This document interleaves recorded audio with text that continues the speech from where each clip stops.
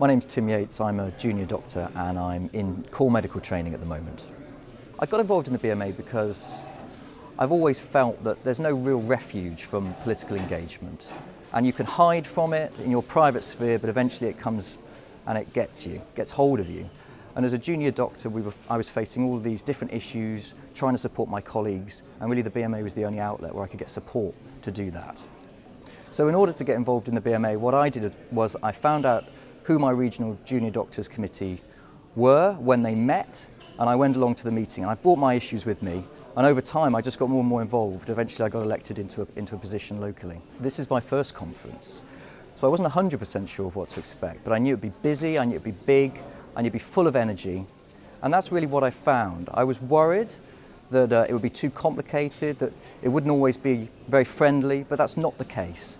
The conference is tremendously exciting. It's one of the high points of the BMA's calendar. It's where we all come to make the big decisions about what the BMA is going to do next year. And so because of that, a little bit of me worries that we need to make the right decisions, but overall I'm just really pleased and excited to be here. Mr. Lansley, don't confuse attendance with agreement.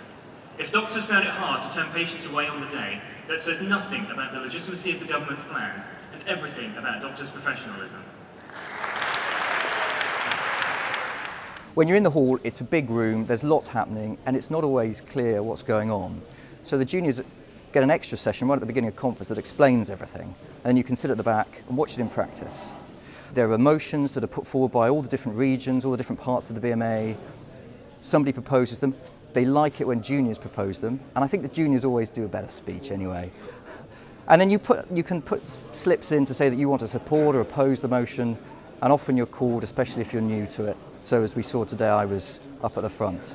It was absolutely terrifying in just the moments before I went up. But actually when you're up there, the lights are on you, you can't actually see much of the audience. It feels really friendly, actually. So if we look at their recent report, you should read it. There is much sense therein, but don't focus on the Daily Mail style top lines about a 60% oversupply of CCTs, and then grasp at superficial solutions like reducing the number of UK medical students. What will be the consequences? I'm really concerned about the future of the medical workforce. I don't want to see medical students paying lots of money to get to their graduation and then not have a job. Equally, I don't want there to be many, many training doctors that come out at the end of the training tunnel and don't have a consultant job to go to. I think it's one of the main issues.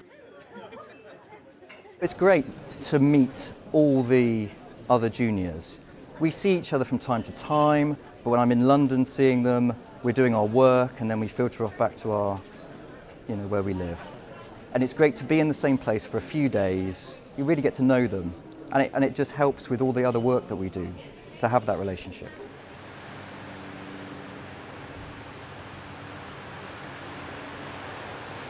4 days of conference has been amazing, actually. It's been really varied. The atmosphere in the room changes with the topic of debate, so you'll have some serious moments. I found that the assisted dying debate was fantastic, actually, and then some more light-hearted things, and it just makes it a brilliant experience, really. It's great to do something different for a week. It's great to be out of the hospital as much as I love it. It's lovely to be by the sea. I've met loads of great new people, and I think any doctor that's interested in the way their job works, the way the NHS works, and the way the world works should come along if they can.